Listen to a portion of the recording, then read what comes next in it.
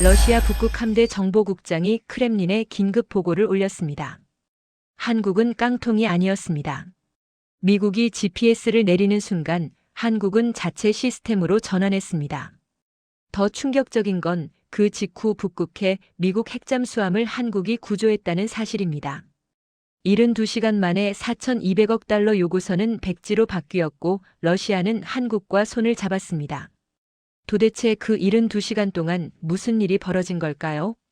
그 충격적인 전말을 공개합니다. 구독과 좋아요를 눌러주시고 감동의 대한민국이라고 댓글을 남겨주세요. 칼럼 리드입니다. 워싱턴에서 위성항법과 해양안보 리스크를 분석하며 밥벌이를 하는 사람이죠. 솔직히 저는 한국을 과대평가하면 커리어가 끝난다고 믿던 사람이었어요. 그날도 평범한 아침이었습니다. 백악관 인근 회의실에서 열린 브리핑. 제 앞에 놓인 자료에는 선명한 숫자가 박혀 있었죠. 4,200억 달러. 한국에 대한 방위비 분담금 요구액이었습니다. 회의실 공기가 무거웠어요. 참석자들의 표정에서 긴장감이 느껴졌습니다. 국방부 고위 관계자가 천천히 입을 열었죠. GPS 정밀도 조정 카드를 검토 중입니다. 그 한마디에 제 등골이 서늘해졌어요. GPS 정밀도 조정. 듣기엔 기술적인 용어 같지만 실상은 전 세계를 향한 칼날이었습니다. 미국이 운영하는 위성항법 시스템의 정밀도를 인위적으로 낮춘다는 거였죠. 한국을 압박하기 위한 최후의 수단. 그때였어요. 옆자리에서 차가운 목소리가 들렸습니다. 칼럼, 이번엔 내 감으로 움직이지 마. 한국은 결국 미국 쪽으로 올 거야. 브룩 하트. 국방부 연락장교이자 제 전 연인이었죠. 그녀의 목소리엔 조롱이 섞여 있었어요. 아니, 조롱보다는 무시에 가까웠습니다. 제 가슴속 깊이 뭔가가 꿈틀거렸어요. 분노였을까요? 아니면 굴욕감이었을까요? 정확히 뭔지 몰랐지만 한 가지는 확실했습니다. 저는 그녀에게 뭔가를 증명하고 싶었던 거죠. 브리핑이 끝나고 사무실로 돌아왔을 때 제 책상 위 전화기가 울렸습니다. 발신자 표시에 낯선 국제번호가 떴어요. 러시아였죠. 리드 씨, 무르만스크로 오십시오. 북극 관련 비밀 협상에 한국이 등장했습니다. 목소리는 여성이었어요. 차갑고 단호했습니다. 전화를 끊은 뒤에도 그 목소리가 귓가에 맴돌았죠. 한국? 북극? 무슨 연결고리가 있다는 건가요? 제 머릿속이 복잡해졌어요. 한국은 북극과 아무 관련이 없는 나라였습니다. 적어도 제가 알기론 그랬죠. 그런데 러시아가 직접 연락을 해왔다는 건 뭔가 제가 모르는 판이 짜여지고 있다는 뜻이었어요. 저는 그날 밤 잠을 이루지 못했습니다. 브룩의 차가운 목소리와 러시아에서 걸려온 전화가 머릿속에서 뒤섞였죠. 그리고 무엇보다 제 과거가 자꾸 떠올랐어요. 6년 전이었습니다. 저는 아시아 지역 인프라 프로젝트 평가팀에 참여했었죠. 당시 한국 기업과 손잡은 프로젝트를 긍정적으로 평가했던 게 제 실수였어요. 프로젝트는 실패했고 책임은 고스란히 제게 돌아왔습니다. 아시아를 너무 믿었어. 동료들의 수군거림이 아직도 생생해요. 그때부터였죠. 저는 아시아, 특히 한국을 홍보는 세고 실상은 약한 나라로 단정 짓게 됐습니다. 그게 제 편견의 뿌리였어요.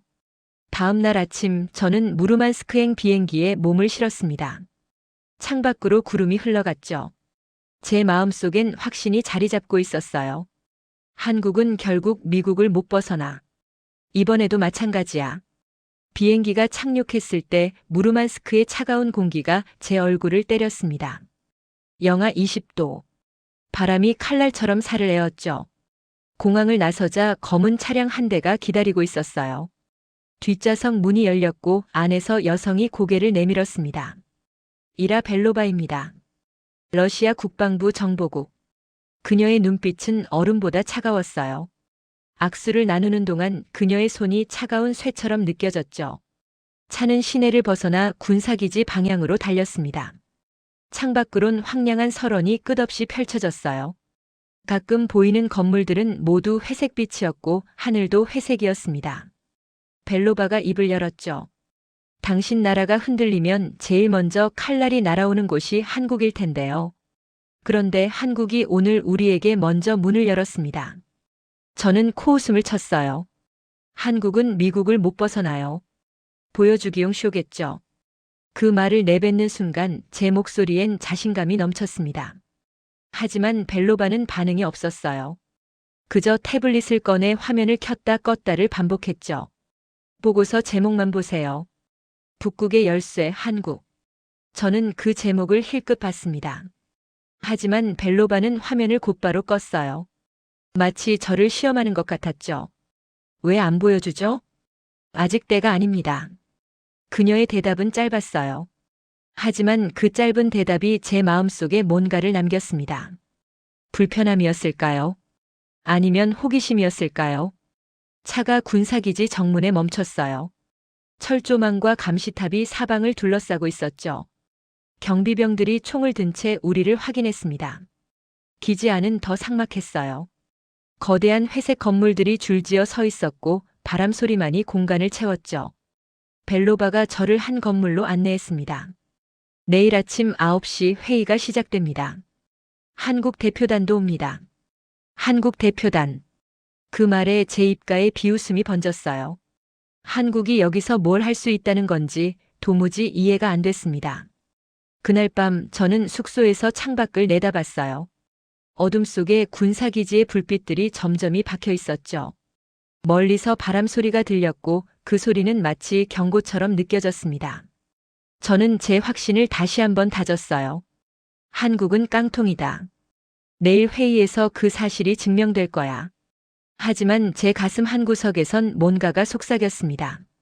정말 그럴까? 정말 그렇게 간단할까? 저는 그 속삭임을 무시하려 했어요. 하지만 벨로바가 보여준 태블릿 화면의 제목이 자꾸 떠올랐죠. 북극의 열쇠 한국. 그게 대체 무슨 의미일까요? 저는 알 수 없었습니다. 아직은요. 아침이 밝았습니다. 무르만스크의 아침은 어둠이 조금 옅어진 정도였어요. 하늘은 여전히 회색이었고 공기는 뼈를 애는 듯 차갑게 느껴졌죠. 저는 일찍 일어나 창밖을 내다봤습니다. 군사기지 곳곳에서 병사들이 움직이고 있었어요. 규칙적이고 기계적인 움직임. 러시아 군대의 위압감이 그대로 느껴졌죠. 숙소 문을 두드리는 소리가 들렸어요. 벨로바였습니다. 그녀는 여전히 차가운 표정으로 서 있었죠. 준비하세요. 1시간 뒤 회의실로 갑니다. 그녀의 목소리엔 어떤 감정도 실려 있지 않았어요. 마치 임무를 수행하는 기계 같았습니다. 저는 서둘러 준비를 마치고 복도로 나왔어요. 벨로바가 앞서 걸었고 저는 그녀를 따라갔죠. 복도는 길고 좁았습니다. 형광등 불빛이 차가웠어요. 리드 씨, 한 가지 물어보죠. 벨로바가 갑자기 걸음을 멈췄어요. 저도 멈춰 섰습니다. 한국을 어떻게 생각하십니까? 그 질문에 저는 주저없이 대답했어요. 홍보는 잘하는 나라죠. 하지만 실상은 다르다고 봅니다. 벨로바의 눈빛이 미세하게 변했어요. 뭐라고 표현하기 어려운 변화였죠. 비웃음도 아니고 동의도 아니었습니다. 흥미롭군요. 오늘 회의가 끝나면 생각이 바뀔지도 모르겠네요. 그녀는 다시 걸음을 옮겼어요. 저는 그 말의 의미를 곱씹었습니다. 생각이 바뀐다고? 무슨 근거로 그런 말을 하는 거죠? 회의실에 도착했을 때 안은 이미 준비가 끝나 있었어요.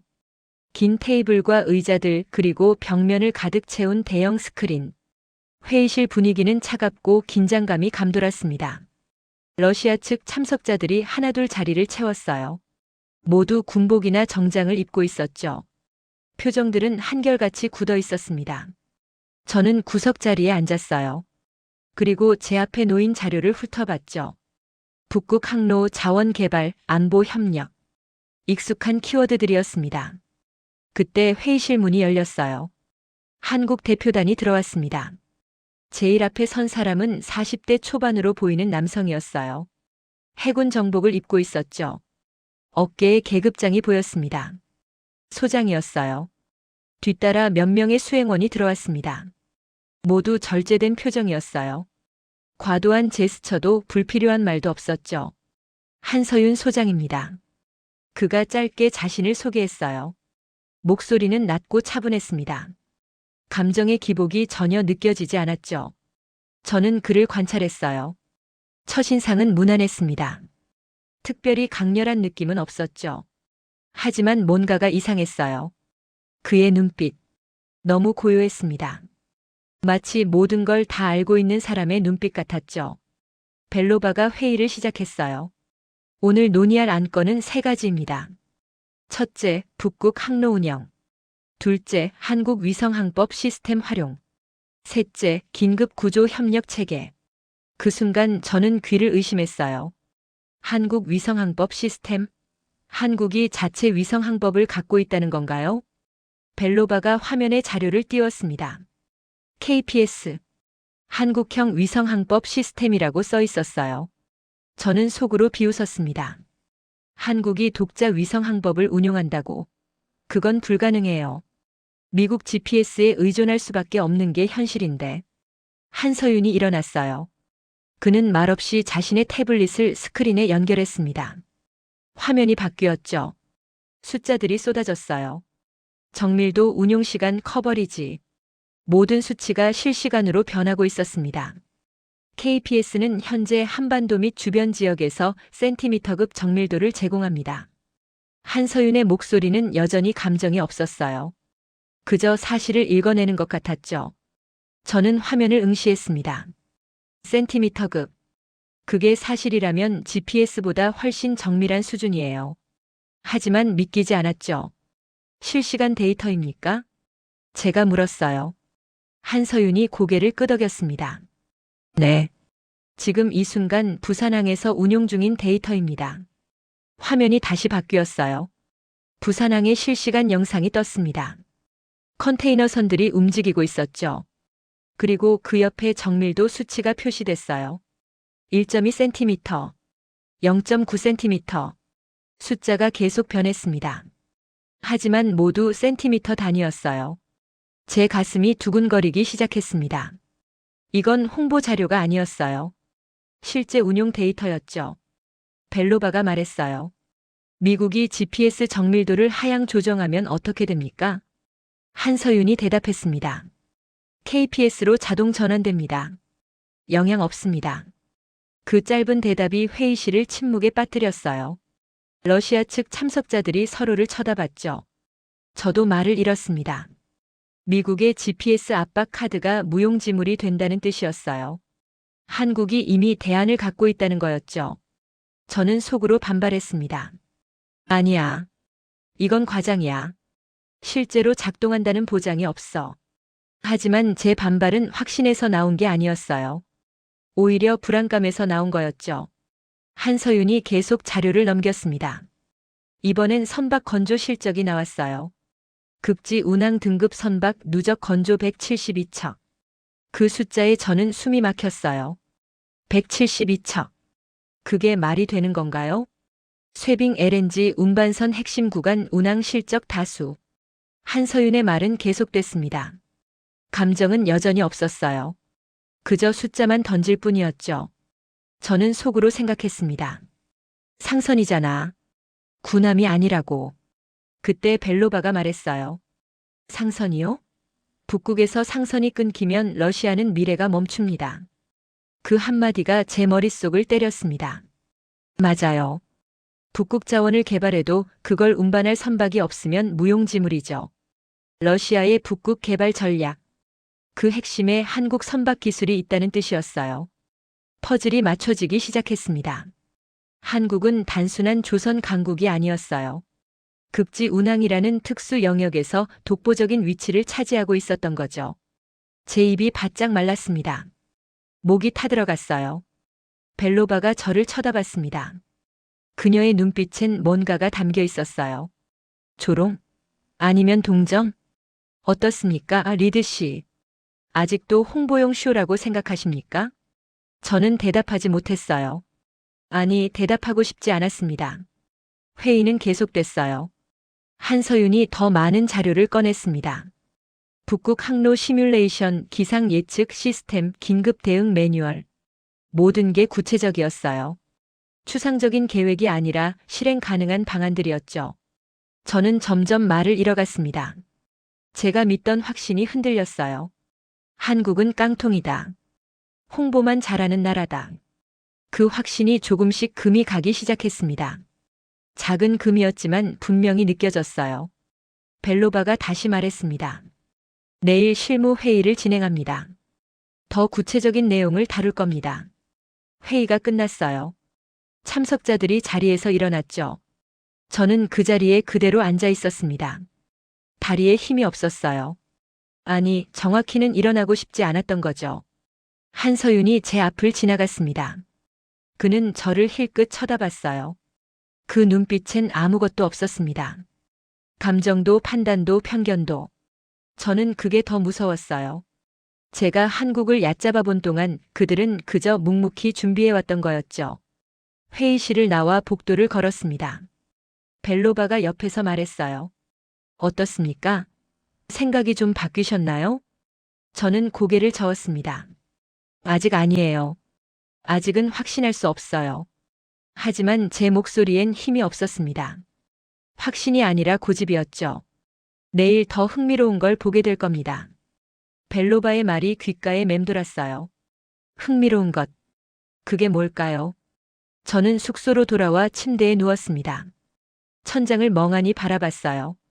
오늘 본 것들이 머릿속에서 재생됐습니다. 센티미터급 정밀도 172척의 선박, 러시아의 인정. 제 확신이 흔들리고 있었어요. 그 사실을 인정하기 싫었지만 어쩔 수 없었습니다. 창밖으로 눈이 내리기 시작했어요. 하얀 눈송이들이 어둠 속을 떠돌았죠. 저는 눈을 감았습니다. 내일은 뭘 보게 될까? 그리고 제 확신은 어디까지 흔들릴까? 다음 날 아침 저는 일찍 눈을 떴습니다. 어젯밤 잠을 제대로 못 잤어요. 머릿속이 복잡했죠. 한국이 보여준 자료들이 계속 떠올랐습니다. 아침을 먹으러 식당에 갔을 때 러시아 장교 몇 명이 제 옆 테이블에 앉아 있었어요. 그들은 러시아어로 대화를 나누고 있었죠. 한국 기술이 예상보다 훨씬 앞서 있어. 그 말이 제 귀에 들렸습니다. 저는 러시아어를 어느 정도 알아듣거든요. 그들의 목소리엔 놀라움이 섞여 있었어요. 저는 식사를 빨리 마치고 자리를 떴습니다. 그들의 대화를 더 듣고 싶지 않았어요. 아니, 듣기 싫었던 거죠. 회의실로 가는 길에 벨로바를 만났습니다. 그녀는 여전히 차가운 표정이었어요. 오늘은 더 구체적인 내용을 다룹니다. 준비하세요. 그녀의 말에 제 가슴이 두근거렸습니다. 불안감이었을까요? 아니면 기대감이었을까요? 저도 잘 몰랐어요. 회의실에 들어갔을 때 한국 대표단은 이미 자리에 앉아 있었습니다. 한서윤 소장이 태블릿을 보고 있었어요. 그의 표정은 여전히 무표정이었죠. 회의가 시작됐습니다. 한서윤이 일어나 스크린 앞에 섰어요. 오늘은 구체적인 실적을 말씀드리겠습니다. 그가 화면을 넘겼어요. 첫 번째 슬라이드가 나왔습니다. 급지 운항 등급 아이스 클래스 1A 이상 선박. 한국 조선소 누적 건조 172척. 그 숫자가 화면에 크게 박혔어요. 172. 저는 그 숫자를 멍하니 바라봤습니다. 세계 시장 점유율 78%. 한서윤의 목소리는 여전히 담담했어요. 하지만 그 담담함이 오히려 더 무겁게 느껴졌죠. 저는 속으로 반발했습니다. 숫자만 갖고 뭘 증명하겠다는 거야. 실제 성능은 다를 수 있어. 하지만 제 반발은 점점 약해지고 있었어요.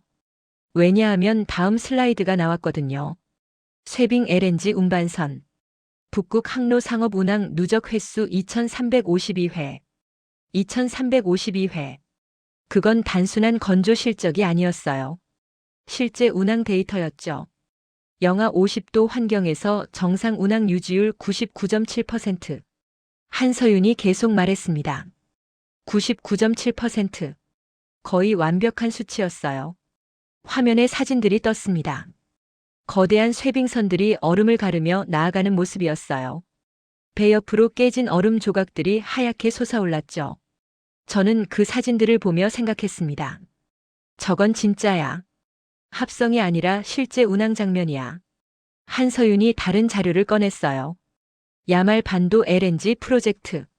한국 건조 선박 투입 비율 100%. 야말 반도.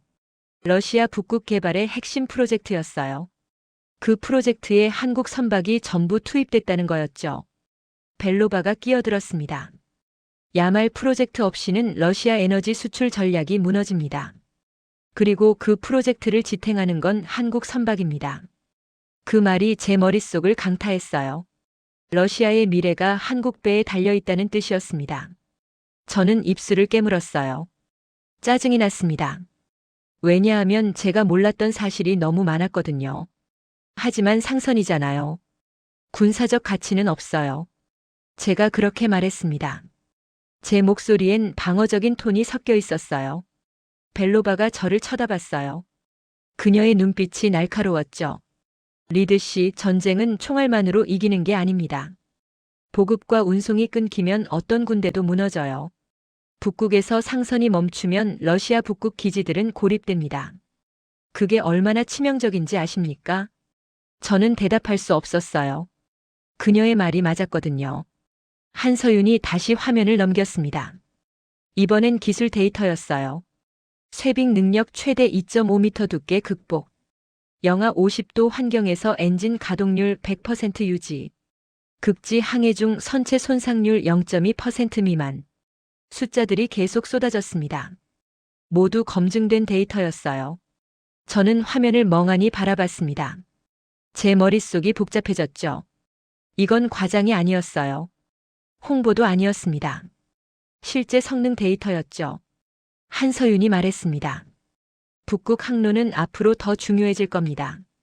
수에즈 운하보다 30% 짧은 거리, 운송 비용 40% 절감. 하지만 이 항로를 안전하게 운항할 수 있는 선박은 한정돼 있습니다. 그가 잠시 멈췄어요. 회의실이 조용해졌죠. 그리고 그 선박의 대부분이 한국에서 만들어집니다. 그 말이 끝났을 때 저는 숨을 크게 들이마셨습니다. 가슴이 답답했어요. 러시아 측 참석자들이 고개를 끄덕이는 게 보였어요. 그들은 이미 알고 있었던 거죠. 한국 없이는 북극 전략이 불가능하다는 걸. 벨로바가 말했습니다. 미국이 한국을 압박하면 어떻게 될까요? 한국이 북극 항로 선박 건조를 중단하면 러시아는 대안이 없습니다. 중국 선박은 성능이 부족하고 유럽 조선소는 납기가 너무 깁니다. 그녀의 말은 냉정했어요. 하지만 그 냉정함 속에 절박함이 느껴졌습니다. 저는 깨달았어요. 한국은 협상 테이블에서 약자가 아니었습니다. 오히려 필수 파트너였던 거죠. 제 확신이 더 흔들렸어요. 한국은 깡통이 아니었습니다. 적어도 이 분야에서만큼은요. 한서윤이 마지막 슬라이드를 띄웠습니다. 북극 항로 지도였어요. 붉은 선이 시베리아 북쪽 해안을 따라 그어져 있었죠. 이 항로를 안전하게 운영하려면 세 가지가 필요합니다. 첫째, 쇄빙 능력. 둘째, 정밀 항법. 셋째, 긴급 구조 체계. 한서윤이 화면을 가리켰어요. 한국은 이 세 가지를 모두 갖추고 있습니다. 그 말에 회의실 공기가 무거워졌습니다. 저는 제 손이 떨리는 걸 느꼈어요. 벨로바가 제게 물었습니다. 리드 씨, 아직도 한국을 과소평가하십니까? 저는 입을 열려다 닫았어요. 뭐라고 대답해야 할지 몰랐습니다. 과소평가는 아니에요. 하지만 아직 확신할 수 없어요. 제 목소리는 약했습니다. 확신이 아니라 변명에 가까웠죠. 회의가 끝났어요. 참석자들이 자리를 떴습니다. 저는 그 자리에 남아 화면을 바라봤어요. 북극 항로 지도가 여전히 떠 있었죠. 붉은 선이 눈에 박혔습니다. 한서윤이 제 옆을 지나가다 멈췄어요. 리드 씨, 한 가지만 말씀드리죠. 저는 그를 쳐다봤습니다. 그의 눈빛은 여전히 고요했어요. 우리는 증명하려고 온 게 아닙니다. 협력하러 왔습니다. 그가 그렇게 말하고 떠났어요. 저는 그 자리에 멍하니 서 있었죠. 증명이 아니라 협력. 그 말이 제 가슴을 찔렀습니다. 제가 한국을 의심하는 동안 그들은 이미 다음 단계를 보고 있었던 거였어요. 저는 회의실을 나와 복도를 천천히 걸었습니다. 머릿속이 복잡했죠. 한국은 약한 나라가 아니었어요. 적어도 제가 생각했던 것만큼은 아니었습니다. 제 편견이 틀렸을까요? 아니면 제가 놓친 정보가 있었던 걸까요? 저는 알 수 없었어요. 하지만 한 가지는 확실했습니다. 내일 또 뭔가를 보게 될 거라는 것. 그리고 그게 제 확신을 더 흔들 거라는 것. 창밖으로 눈이 계속 내리고 있었어요. 하얀 눈송이들이 끝없이 떨어졌죠. 저는 그 눈을 바라보며 생각했습니다. 제 세계관이 저 눈처럼 녹아내리고 있는 건 아닐까. 다음 날 회의는 더 긴장감 넘치는 분위기로 시작됐습니다. 벨로바가 회의실에 들어서자마자 말했어요. 오늘은 핵심 이슈를 다룹니다. 위성항법 정밀도와 북극 운항의 관계입니다. 그녀의 목소리엔 무게가 실려 있었어요. 저는 긴장했습니다. 한서윤이 스크린 앞에 섰어요. 그는 태블릿을 조작했고 화면에 북극 해역 지도가 떴습니다. 북극 항로의 가장 큰 문제는 위성 신호 오차입니다. 한서윤이 말했어요. 지도 위에 붉은 점들이 찍혔죠. 북위 70도 이상 지역에서 GPS 오차는 평균 30m에서 50m, 극심한 경우 100m까지 벌어집니다. 그 숫자에 저는 숨이 막혔어요. 100m 오차면 선박 운항이 거의 불가능한 수준이죠. 화면이 바뀌었습니다. 실제 항만 영상이 나왔어요. 화면 구석에 좌표와 오차 범위가 실시간으로 표시됐습니다. 지금 보시는 건 부산항 실시간 데이터입니다. KPS 기반입니다. 숫자가 흔들리며 변했어요. 1.2cm, 1.0cm, 0.9cm, 모두 센티미터 단위였습니다. 미터가 아니라요. 저는 화면에 못 박힌 듯 시선을 뗄 수 없었어요. 이게 실시간 데이터라고? 조작이 아니라? 한서윤이 말했습니다. KPS는 한반도 기준 센티미터급 정밀도를 제공합니다. 그리고 이 정밀도는 북극 해역까지 확장 가능합니다. 확장 가능. 그 말이 제 머릿속을 울렸어요. 화면에 또 다른 지도가 떴습니다.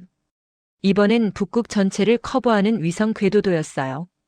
KPS 보정 시스템을 북극 기지 4곳에 설치하면 북극 항로 전 구간에서 10cm 이내 정밀도 확보가 가능합니다. 10cm. GPS의 수십 배 정밀한 수치였어요. 벨로바가 말했습니다. 만약 미국이 GPS 정밀도를 하향 조정하면 어떻게 됩니까? 한서윤이 담담하게 대답했어요. 영향 없습니다. KPS로 자동 전환 프로토콜이 이미 가동 중입니다. 그 순간 회의실이 얼어붙었습니다. 러시아 측 참석자들이 서로를 쳐다봤어요. 저도 말문이 막혔죠. 자동 전환. 그건 단순한 백업이 아니었어요. 완전히 독립적인 시스템이었습니다. 미국의 GPS 압박 카드가 무용지물이 된다는 뜻이었어요. 저는 가슴이 철렁 내려앉는 걸 느꼈습니다. 이건 홍보가 아니에요. 운용 중인 시스템이었죠.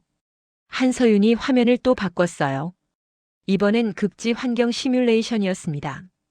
영하 60도 환경에서 KPS 수신기 작동 테스트. 성공률 100%. 영상이 재생됐어요.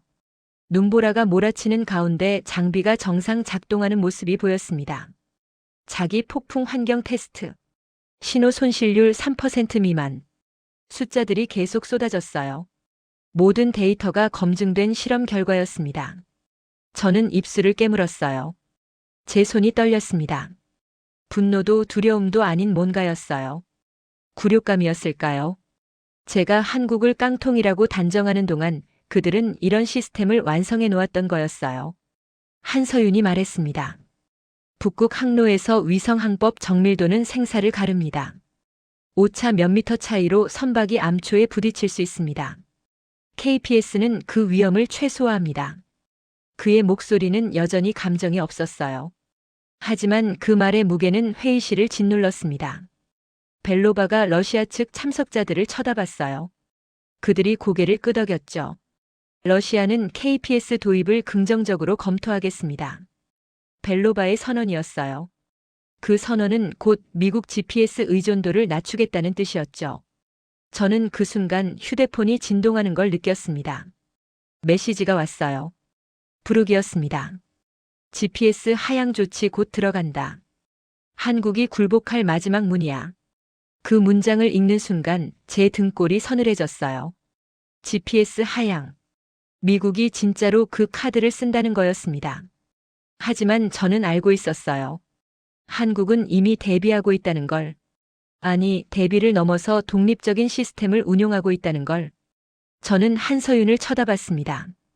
그의 표정은 변함이 없었어요. 마치 이미 예상한 일인 것처럼. 한국이 굴복? 아니에요. 저 표정은 굴복할 사람이 아니에요. 제 머릿속이 복잡해졌습니다.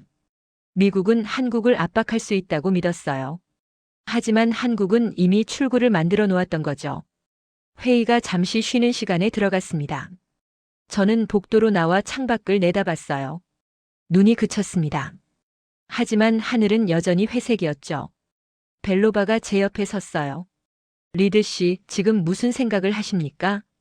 저는 대답하지 못했어요. 무슨 생각을 하는지 저도 정확히 몰랐거든요. 한국이 예상보다 준비가 잘 돼 있네요. 제 말은 억지로 짜낸 것 같았어요. 벨로바가 코웃음을 쳤습니다. 준비가 아닙니다. 이미 실행 중이에요. 그녀의 말이 맞았어요. 한국은 계획 단계가 아니었습니다. 운용 단계였죠. 저는 핸드폰을 다시 꺼내 부르게 메시지를 봤어요. 한국이 굴복할 마지막 문. 그 문장이 이제는 우스꽝스럽게 느껴졌습니다. 마지막 문? 한국은 이미 다른 문을 열어놓았는걸요. 회의가 재개됐습니다. 한서윤이 다시 일어났어요. 이제 실제 운용 사례를 보여드리겠습니다. 화면에 영상이 떴습니다. 북극해였어요.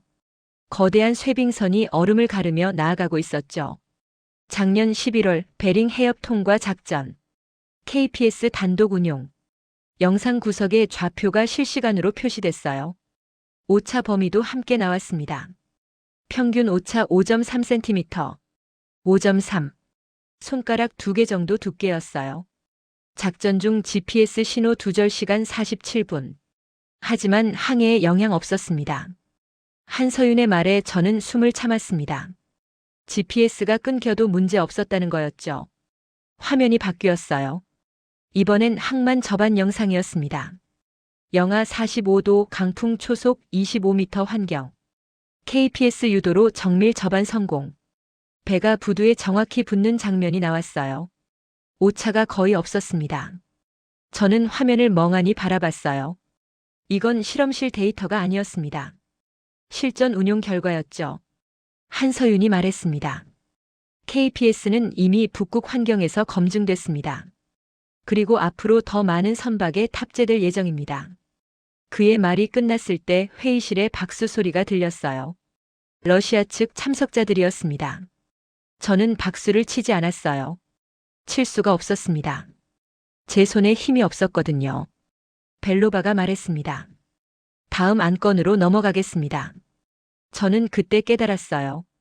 이제 진짜가 나온다는 걸. 한서윤이 태블릿을 조작했습니다. 새로운 파일이 열렸어요. 화면에 뭔가가 떴습니다. 그래프였어요. 복잡한 파형이 출렁이고 있었죠. 저는 그 파형을 보고 심장이 멈추는 줄 알았어요. 음향 서명. 잠수함의 음향 서명이었습니다. 벨로바의 얼굴이 굳어졌어요. 러시아 측 참석자들도 긴장했습니다. 한서윤이 조용히 말했습니다. 세 번째 안건입니다. 한러 해양안보 협력. 그가 화면을 가리켰어요. 이 데이터는 작년 10월 북극해에서 수집됐습니다. 회의실 공기가 얼어붙었습니다. 저는 숨조차 쉴 수 없었어요. 다음 챕터에서 이 이야기가 어떻게 전개될지 저는 상상조차 할 수 없었습니다. 화면에 떠 있는 음향 서명 그래프를 보며 저는 제 심장이 터질 것 같았습니다. 잠수함의 음향 서명. 그것도 북극해에서 수집된 데이터라니요. 한서윤이 태블릿을 천천히 회의 테이블 중앙으로 밀어놓았어요. 그 동작은 부드러웠지만 회의실 공기는 칼날처럼 날카로워졌습니다. 러시아 측 참석자 중 한 명이 벌떡 일어났어요. 고위 해군 장교였죠. 그의 얼굴이 붉게 달아올랐습니다. 이게 무슨 뜻이요? 그의 목소리는 분노로 떨리고 있었어요.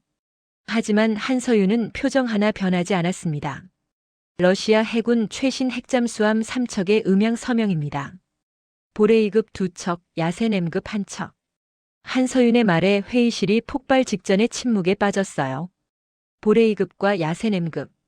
러시아가 자랑하는 최신의 전략 핵잠수함들이었죠. 러시아 장교가 주먹으로 테이블을 쳤습니다. 이건 도발이오. 어떻게 감히 우리 함정의 음향 데이터를. 한서윤이 그를 똑바로 쳐다봤어요. 그의 눈빛엔 여전히 감정이 없었습니다. 도발이 아닙니다. 협력 제안입니다. 협력? 그게 무슨 협력이오? 러시아 장교의 목소리는 더 높아졌어요. 하지만 한서윤은 전혀 흔들리지 않았습니다. 이 데이터가 존재한다는 건 한국 해군이 귀국 핵잠수함 옆을 지나갔는데 귀국은 몰랐다는 뜻입니다. 그 한마디에 회의실이 완전히 얼어붙었어요. 저는 등골이 서늘해지는 걸 느꼈습니다. 한국이 러시아 핵잠을 탐지했다. 그것도 러시아가 모르는 사이에. 이건 단순한 기술 과시가 아니었어요. 군사적 우위의 증명이었습니다. 벨로바가 천천히 일어났어요. 그녀의 얼굴은 창백했습니다. 어떻게 가능한 겁니까? 한서윤이 화면을 바꿨습니다. 새로운 자료가 떴어요. 한국 해군 잠수함 이순신급, 대잠 소나 시스템 DSQLUK, 초저주파 탐지 능력 세계 최고 수준. 화면에 잠수함 사진이 나왔어요. 검은 선체가 물속에 잠긴 모습이었죠. 작년 10월 북극해 합동훈련 중 우연히 러시아 핵잠과 조우했습니다. 거리 12km. 12km. 상당히 먼 거리였어요. 그 거리에서 핵잠을 탐지했다는 건 놀라운 성능이었죠. 한서윤이 계속 말했습니다. 한국 측은 즉시 항로를 변경해 충돌을 피했습니다. 하지만 데이터는 자동으로 수집됐습니다. 그의 말은 담담했어요. 하지만 그 담담함이 오히려 더 무서웠습니다. 러시아 측 참석자들이 술렁였어요. 그들의 얼굴엔 충격과 분노가 뒤섞여 있었죠. 저는 그 순간 처음으로 진짜 공포를 느꼈습니다. 이건 도발이 아니에요. 실력의 증명이었죠.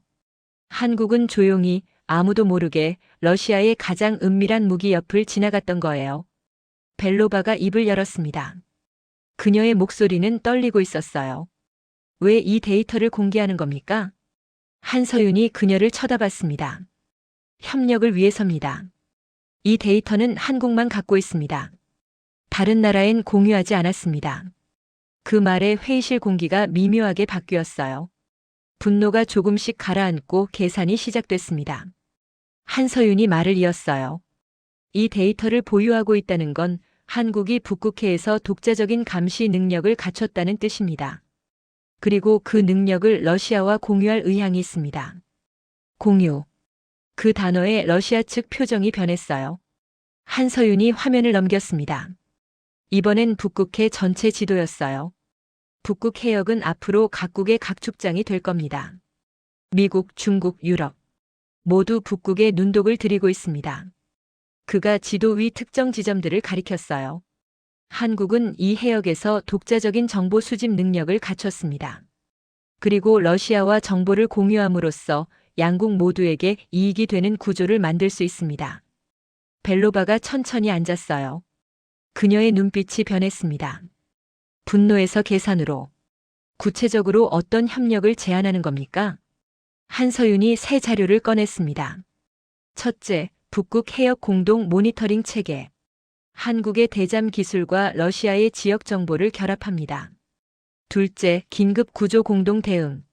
한국의 극지 운항 기술과 러시아의 기지 네트워크를 활용합니다. 셋째, 위성항법 공동 운용. KPS를 러시아 북극 기지에 설치하고 양국이 공동으로 운용합니다. 세 가지 제안이 화면에 떴어요. 모두 구체적이고 실행 가능한 내용이었습니다. 러시아 측이 서로를 쳐다보며 속삭이기 시작했어요. 저는 그들의 표정을 읽을 수 있었습니다. 처음엔 분노했지만 이제는 가능성을 계산하고 있었죠. 벨로바가 말했습니다. 시간이 필요합니다. 이런 제안은 모스크바의 승인이 필요해요. 한서윤이 고개를 끄덕였어요. 이해합니다.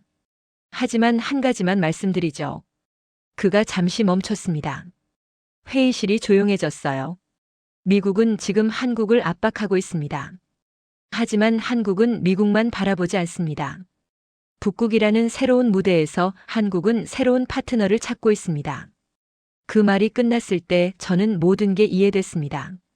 한국은 약자가 아니었어요. 협상 테이블에서 카드를 쥐고 있는 쪽이었죠. 러시아는 북극 개발을 위해 한국 기술이 필요했고 한국은 미국 압박에서 벗어나기 위해 러시아와의 협력이 필요했습니다.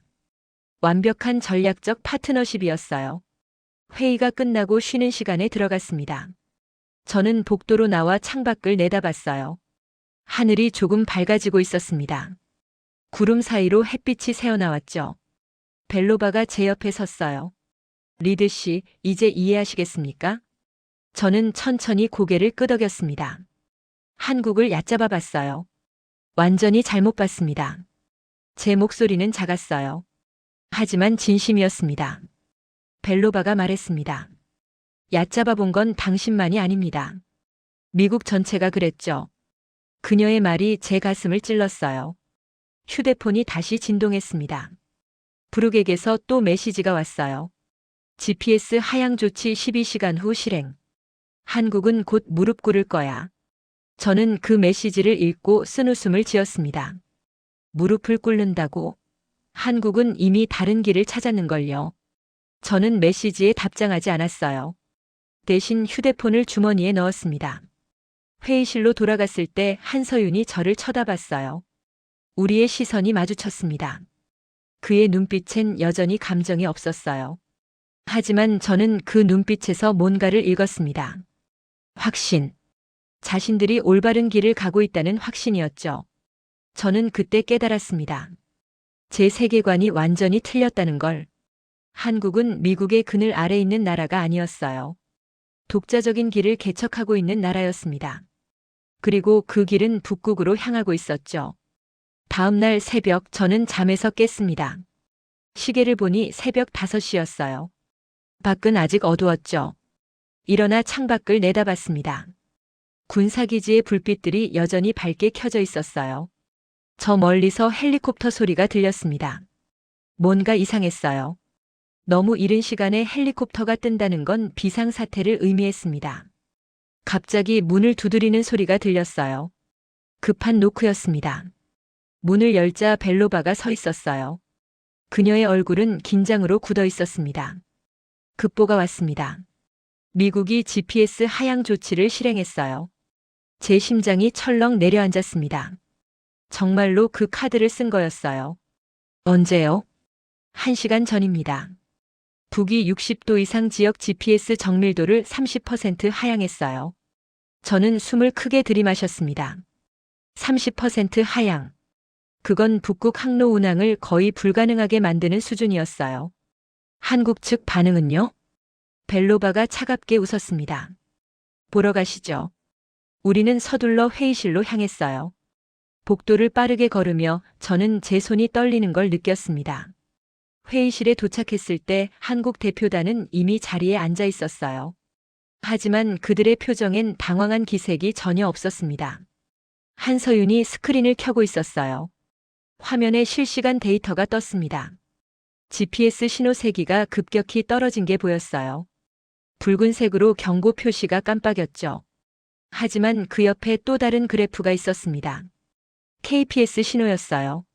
녹색으로 안정적인 선을 그리고 있었죠. 한서윤이 말했습니다. GPS 하향 조치 감지.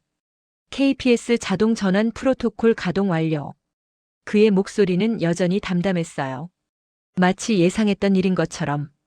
러시아 측 참석자들이 모여들었습니다. 그들은 화면을 뚫어지게 쳐다봤어요. 한서윤이 화면을 확대했습니다. 북극해 특정 지점이 클로즈업 됐어요.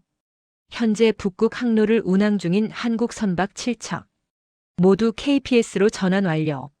항해에 영향 없습니다. 화면에 선박들의 위치가 실시간으로 표시됐어요. 모두 정상적으로 움직이고 있었습니다. 저는 그 장면을 보며 말문이 막혔어요. 미국의 압박 카드가 완전히 무력화된 거였습니다. 벨로바가 물었어요. 러시아 선박들은 어떻습니까? 한서윤이 다른 화면을 띄웠습니다. KPS 수신기를 장착한 러시아 선박 3척. 역시 정상 운항 중입니다. 러시아 장교들의 얼굴에 안도감이 스쳤어요. 그들도 KPS의 보호를 받고 있었던 거죠. 한서윤이 말했습니다. 미국의 GPS 하향 조치는 예상했던 일입니다. 우리는 이미 6개월 전부터 KPS 전환 프로토콜을 준비했습니다. 6개월 전. 그 말에 저는 충격을 받았어요. 한국은 이미 오래전부터 이 상황을 예측하고 대비해왔던 거였습니다. 벨로바가 저를 쳐다봤어요. 그녀의 눈빛엔 뭔가가 담겨 있었습니다. 동정? 아니면 조롱? 리드 씨, 이제 이해하시겠습니까? 한국은 당하는 나라가 아닙니다. 예상하고 준비하는 나라입니다. 그녀의 말이 제 가슴을 때렸어요. 맞았습니다. 제가 한국을 완전히 잘못 봤어요.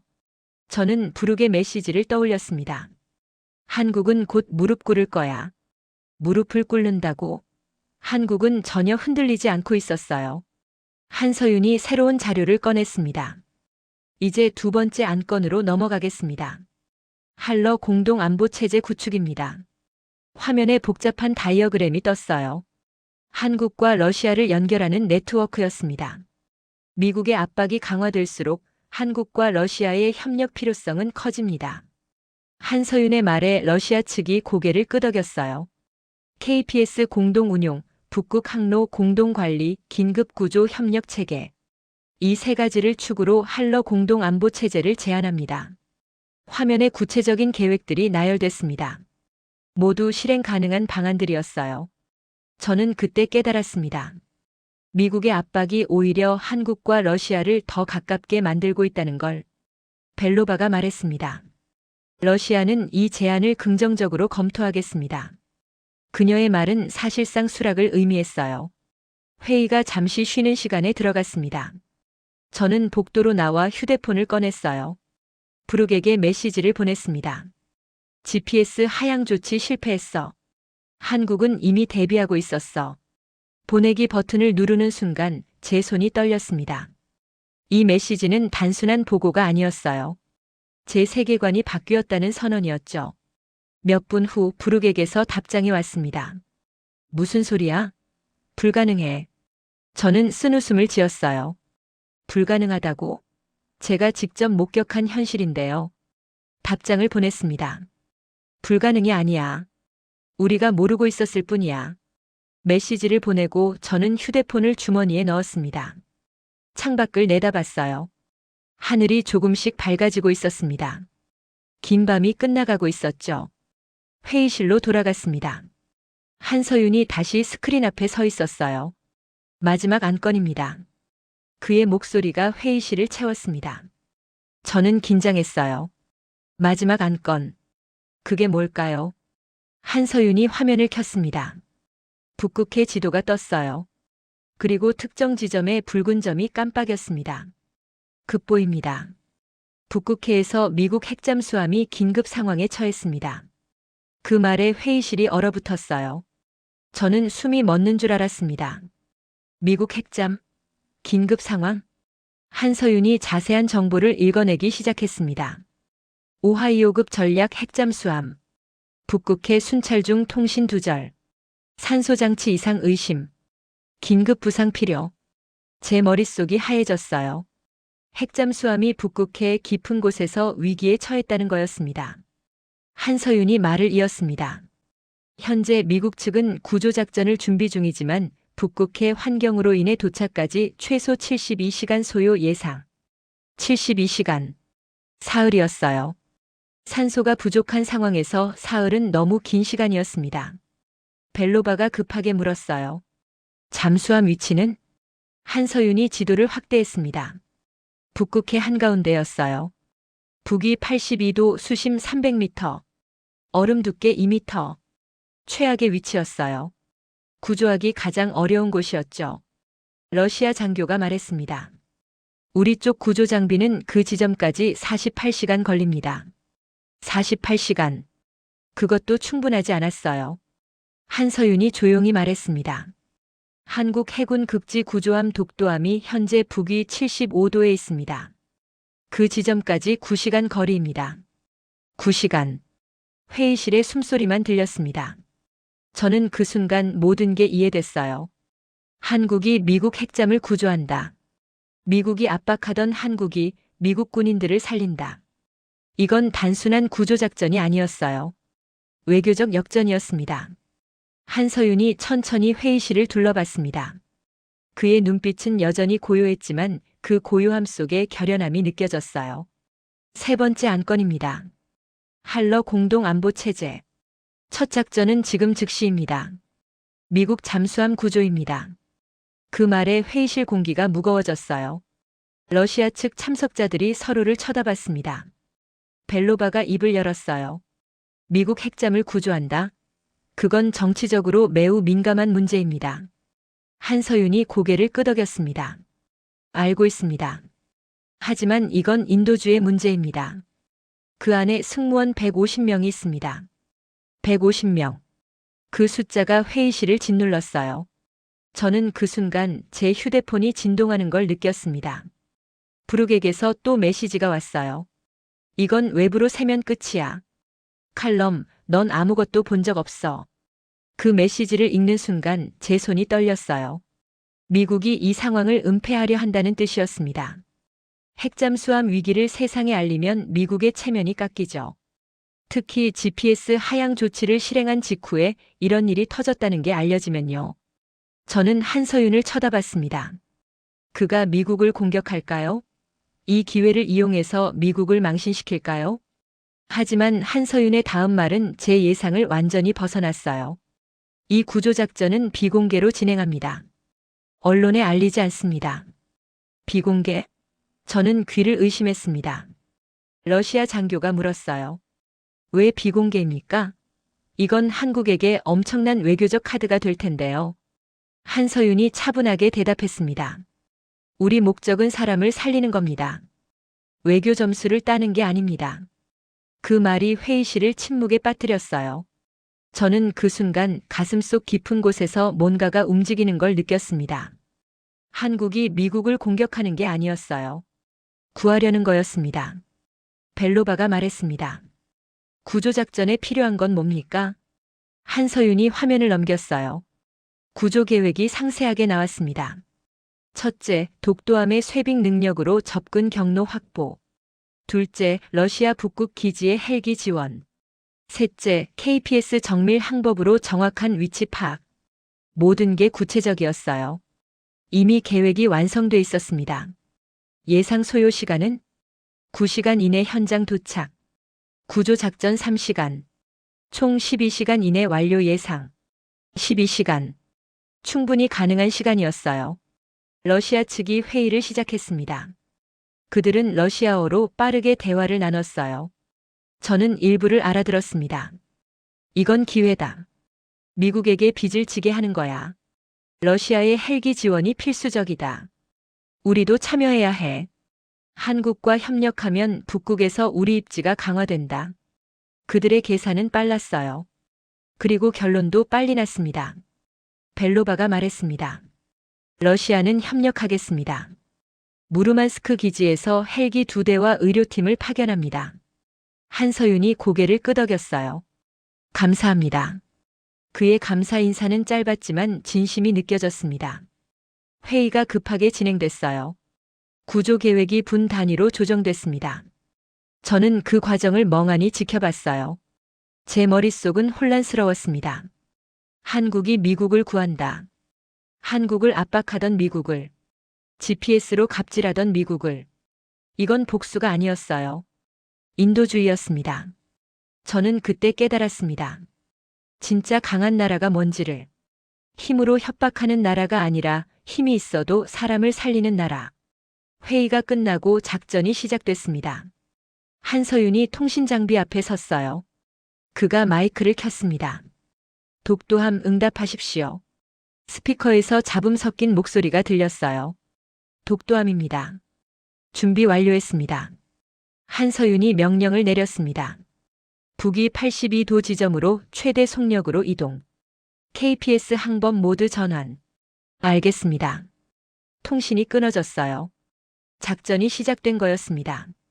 화면에 독도함의 위치가 실시간으로 표시됐어요. 붉은 점이 북쪽으로 움직이기 시작했습니다. 벨로바가 러시아군 지휘부에 연락했어요. 헬기 2대 즉시 출동. 목표 지점은 북위 82도. 알겠습니다. 15분 내 이륙합니다. 러시아 측도 움직이기 시작했어요. 저는 그 장면을 보며 가슴이 두근거렸습니다. 긴장도 있었지만 뭔가 다른 감정도 있었어요. 기대감? 아니면 경외감? 시간이 흘렀습니다. 1시간, 2시간. 화면 속 독도함은 계속 북쪽으로 올라갔어요. 그 뒤를 러시아 헬기들이 따라갔습니다. 한서윤이 보고를 받았어요. 독도함 북위 80도 통과. 얼음 두께 증가 중. 쇠빙 모드 전환. 화면에 독도함의 영상이 떴습니다. 거대한 배가 두꺼운 얼음을 가르며 나아가고 있었어요. 얼음이 깨지는 소리가 스피커를 통해 들렸습니다. 굉음이었죠. 저는 그 영상을 보며 압도당했어요. 저 배가 북극의 얼음을 뚫고 나아간다는 게 믿기지 않았습니다. 3시간이 지났어요. 독도함이 목표 지점에 가까워지고 있었습니다. 한서윤이 말했습니다. 북위 81도. 목표 지점까지 1도 남았습니다. 회의실 모두가 화면을 응시했어요. 숨소리마저 조용했습니다. 그때 통신 장비에서 새로운 신호가 왔어요. 독도함입니다. 목표 지점 도착. 잠수함 위치 탐지 시작합니다. 한서윤이 대답했습니다. 계속 진행하십시오. 화면에 소나 탐지 화면이 떴어요. 파형이 출렁이며 움직였습니다. 몇 분이 지났어요. 그리고 마침내 탐지 성공. 수심 280m. 좌표 확정. 한서윤이 러시아 측을 쳐다봤어요. 헬기 투입 준비. 벨로바가 명령을 내렸습니다. 헬기 하강. 구조팀 투입. 화면이 헬기 시점으로 바뀌었어요. 눈 덮인 얼음 위로 헬기가 내려가는 모습이 보였습니다. 구조팀이 얼음 위에 내렸어요. 그들은 신속하게 장비를 설치하기 시작했습니다. 독도함에서도 구조팀이 투입됐어요. 한국과 러시아 구조팀이 함께 움직였습니다. 저는 그 장면을 보며 눈시울이 뜨거워지는 걸 느꼈어요. 적국도 아니고 동맹도 아닌 그저 사람을 살리기 위해 함께 움직이는 모습. 시간이 더 흘렀습니다. 구조작전이 진행됐어요. 한서윤이 계속 보고를 받았습니다. 잠수함과 통신 연결 성공. 승무원 전원 생존 확인. 그 말에 회의실에서 안도의 한숨이 터져나왔어요. 산소 공급 라인 연결 중. 긴급 부상 준비 완료. 보고가 계속 들어왔습니다. 모든 게 계획대로 진행되고 있었어요. 그리고 마침내 잠수함 부상 시작. 화면에 얼음 아래에서 거대한 그림자가 올라오는 게 보였어요. 잠수함이었습니다. 검은 선체가 얼음을 뚫고 모습을 드러냈어요. 부상 성공. 승무원 구조 시작. 한서윤의 목소리가 떨렸습니다. 처음으로 그의 목소리에서 감정이 느껴졌어요. 화면에 승무원들이 하나씩 나오는 모습이 보였습니다. 한국과 러시아 구조팀이 그들을 부축했어요. 저는 그 장면을 보며 눈물이 났습니다. 제 볼을 타고 눈물이 흘러내렸어요. 한국이 미국을 구했습니다. 미국이 한국을 압박하던 바로 그날 한국이 미국 군인들을 살렸어요. 이건 복수가 아니었습니다. 도덕적 승리였어요. 구조작전이 성공한 지 9시간이 지났습니다. 독도함은 구조한 미국 승무원들을 태우고 가장 가까운 러시아 기지로 향했어요. 저는 회의실에 남아 화면을 멍하니 바라봤습니다. 구조 영상이 반복 재생되고 있었죠. 벨로바가 제 옆에 앉았어요. 어떻습니까, 리드 씨? 아직도 한국을 과소평가하십니까? 저는 고개를 저었습니다. 말없이요. 제 휴대폰이 울렸어요. 부르기였습니다. 전화를 받았죠. 칼럼 무슨 일이야? 핵잠 승무원들이 구조됐다는데 대체 어떻게 된 거야? 부르게 목소리는 당황해 있었어요. 저는 천천히 대답했습니다. 한국이 구조했어. 러시아와 함께. 뭐라고? 그게 무슨? 저는 그녀의 말을 끊었어요. 부룩, 우리가 틀렸어. 완전히 틀렸어요. 전화 너머로 침묵이 흘렀습니다. 저는 계속 말했어요. 한국은 약한 나라가 아니었어. 우리가 모르고 있었을 뿐이야. 그들은 이미 준비가 끝난 상태였어. 칼럼, 넌 지금. 전화를 끊었어요. 더 이상 들고 싶지 않았습니다. 화면에 새로운 소식이 떴어요. 워싱턴에서 긴급 성명이 발표됐다는 겁니다. 한서윤이 성명서를 읽었어요. 미국 국방부 발표. 북극해 긴급 상황 관련 한국 및 러시아의 신속한 구조 협력에 감사를 표합니다. 그 뒤에 또 다른 소식이 이어졌습니다. 방위비 분담금 협상 재개. 기존 요구안 전면 재검토. 요구안 전면 재검토. 그건 사실상 철회를 의미했어요. 4,200억 달러 요구가 백지화된 겁니다. 벨로바가 말했습니다. 결국 미국이 물러섰군요. 저는 고개를 끄덕였어요. 미국은 더 이상 한국을 압박할 수 없었습니다. 한국이 자국 군인들을 구했는데 어떻게 압박을 계속할 수 있겠어요? 또 다른 소식이 들어왔습니다. 러시아 정부 발표였어요. 북극 개발 협정 최우선 추진. 한국을 핵심 파트너로 확정. KPS 공동 운용 합의. 러시아도 움직인 겁니다. 한국과의 협력을 공식화했어요. 저는 모든 퍼즐이 맞춰지는 걸 느꼈습니다. 미국의 압박은 실패했고 한국과 러시아의 협력은 성공했습니다. 그리고 그 중심엔 72시간의 구조작전이 있었어요. 한서윤이 자리에서 일어났습니다. 그가 저를 쳐다봤어요. 리드 씨, 한 가지만 기억하십시오. 저는 그를 바라봤습니다. 진짜 강한 나라는 힘으로 협박하는 나라가 아닙니다. 힘이 있어도 사람을 살리는 나라입니다. 그 말이 제 가슴에 박혔어요. 저는 고개를 숙였습니다. 한서윤이 회의실을 나갔습니다. 한국 대표단도 그를 따라 떠났어요. 저는 그 자리에 홀로 남아 창밖을 내다봤습니다. 하늘이 밝았어요. 구름이 걷히고 파란 하늘이 보였습니다. 제 휴대폰이 다시 울렸어요. 부르기였습니다. 하지만 저는 받지 않았어요. 대신 메시지를 보냈습니다. 부룩, 내가 물었지. 나는 한국 편이냐고. 편이 아니야. 난 그냥 현실을 본 거야. 우리가 몰랐던 현실을. 메시지를 보내고 저는 휴대폰을 주머니에 넣었습니다. 벨로바가 다가왔어요. 이제 어떻게 하실 겁니까? 저는 그녀를 쳐다봤습니다. 보고서를 쓸 거예요. 제대로 된 보고서를요. 어떤 내용으로요? 저는 잠시 생각했습니다. 그리고 대답했어요. 한국은 미국이 생각하는 것보다 훨씬 강합니다. 기술적으로도 전략적으로도요. 그리고 가장 중요한 건 도덕적으로도 강하다는 겁니다. 벨로바가 미소 지었어요. 처음으로 그녀가 웃는 걸 봤습니다. 좋은 보고서가 되겠군요. 저는 고개를 끄덕였습니다. 무르만스크를 떠나는 날, 저는 공항으로 가는 차 안에서 창밖을 바라봤어요. 눈 덮인 설원이 끝없이 펼쳐져 있었습니다. 하지만 이제 그 설원이 차갑게만 느껴지지 않았어요. 제 머릿속엔 지난 며칠간의 장면들이 스쳐 지나갔습니다. KPS의 정밀한 숫자들, 극지 선박의 압도적인 실적들, 러시아 핵잠의 음향 서명, 그리고 북극해에서의 구조작전. 모든 게 제 세계관을 뒤흔들었어요. 저는 한국을 깡통이라고 생각했습니다. 홍보만 잘하는 나라라고요. 하지만 틀렸어요. 완전히 틀렸습니다. 한국은 조용히 준비하는 나라였어요. 과시하지 않고 묵묵히 실력을 쌓는 나라였죠. 그리고 가장 중요한 건 힘이 있어도 그걸 사람을 해치는 데 쓰지 않는다는 거였습니다. 비행기에 올랐습니다. 좌석에 앉아 안전벨트를 맸어요. 옆자리 승객이 신문을 읽고 있었습니다. 헤드라인이 보였어요. 북극 기적의 구조작전. 한국 러시아 협력의 세 장. 저는 그 헤드라인을 보며 쓴웃음을 지었습니다. 기적?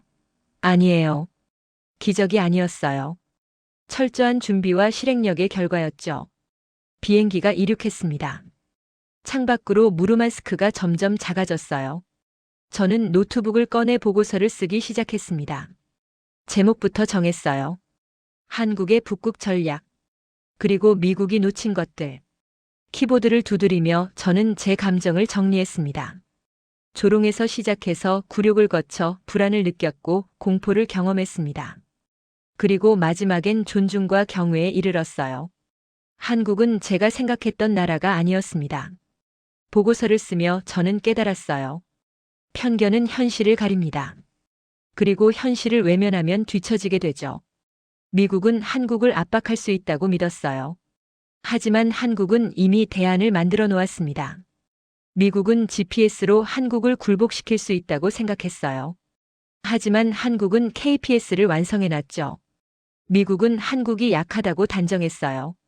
하지만 한국은 러시아 핵잠을 탐지하고 미국 핵잠을 구조했습니다. 모든 게 미국의 오판이었어요. 비행기가 구름 위로 올라갔습니다. 파란 하늘이 펼쳐졌어요. 저는 보고서를 계속 썼습니다. 결론 부분에 이렇게 적었어요. 한국은 더 이상 미국의 보호를 받는 약소국이 아닙니다. 독자적인 길을 개척하는 강국입니다. 기술적으로도 전략적으로도 그리고 도덕적으로도 강한 나라입니다. 미국은 이 현실을 인정해야 합니다. 그렇지 않으면 한국을 잃게 될 것입니다. 보고서를 다 쓰고 저는 노트북을 덮었어요. 창밖을 내다봤습니다. 하늘이 맑았어요.